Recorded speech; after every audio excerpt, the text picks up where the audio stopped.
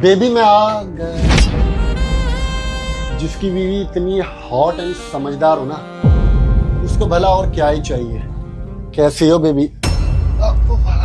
यशु तुम, I am really sorry, मुझे लगा शताक्षी है, मैंने इसलिए तुम्हें हक कर लिया। और तुमने शताक्षी का टॉवल क्यों पहना हुआ है? शताक्षी कहाँ है? दीदी तो मार्केट गई है, तो क्या हो गया, आप मुझे ही शताक्षी समझ लो।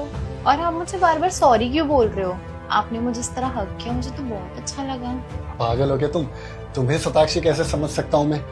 अच्छा बताओ ना मुझे, शताक्षी कहाँ है? अभी अभी मैंने बताया ना, दीदी तो मार्केट गया है, तो तब तक आप और मैं इस घर में अकेले हैं, तो मैं आपका ध्यान रख सकती हूँ।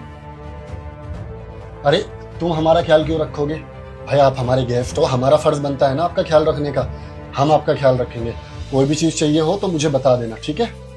एक तो आप हर बात को मजाक समझते हो, यहाँ पे कोई मजाक नहीं चल रहा, सच में आप मुझे बहुत अच्छे लगते हो।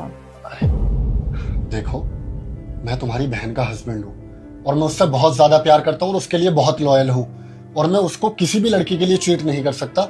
एक बार मुझे मना करने से पहले मुझे ऊपर से नीचे देख तो लो, मुझ में कमी क्या है? और मैं दीदी से ज्यादा हॉट भी हूँ। इशू, तुम में कोई कमी नहीं है, you are very good girl, but मैंने कभी तुम्हें उन नजरों से देखा ही नहीं, और मैं तुम्हें किसी भी नजरों से नहीं देखता। मैं तुम्हें छोटी बहन की तरह समझता हूँ। अब ये चीजें समझो, मैं शताक्षी से बहुत ज्यादा प्यार करता हूँ और मैं कभी भी ये चीजें नहीं कर सकता। आई कांट चीट हर। तो प्लीज होश में आ जाओ और ये उल्टी सीधी बातें मत करो।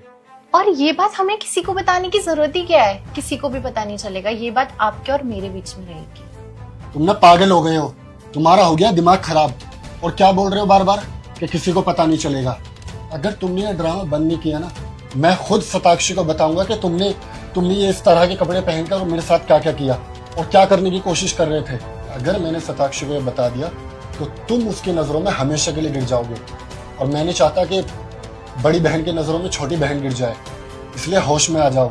और हाँ, जब तक शताक्षी नहीं आ जाती मैं बाहर इंतजार कर रहा हूँ, और जाकर ये कपड़े बदलो।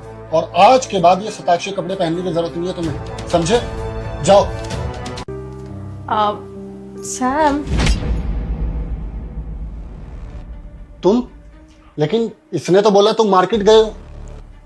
मैं कहीं भी नहीं गई थी, मैं दरवाजे के पीछे ही थी और मैंने सब कुछ अपनी आंखों से देखा और सुना, और जैसा मुझे यकीन था ना, तुम वैसे ही निकले। तुम टेस्ट में पास हो गए। तुम्हें पता है, ईशू ना बोल रही थी कि उसके फ्रेंड के पति ने ना उसकी बहन के साथ मिलकर उसको चीट कर दिया, तो ये बोलने लगी एवरी मैन आर सेम। मैंने कहा नहीं, तेरे जीजू ऐसे बिल्कुल भी नहीं है। तो इसने बोला ठीक है फिर टेस्ट ले लेते हैं। मैंने कहा ले ले। अच्छा, तो तुम लोग कोई भी फेक न्यूज या कुछ भी बकवास सुनोगे बाहर और उसको घर पे इम्प्लीमेंट करने के लिए रेडी हो जाओगे। मतलब तुम्हारी इस बेवकूफी की वजह से आज हमारा डिवोर्स हो जाता। तुम्हारा दिमाग ठीक है? अगर किसी की लॉयल्टी चेक करनी है तो इंसान को खुद पता होता है ना किस तरह के इंसान के साथ तुम टाइम स्पेंड कर रहे हो।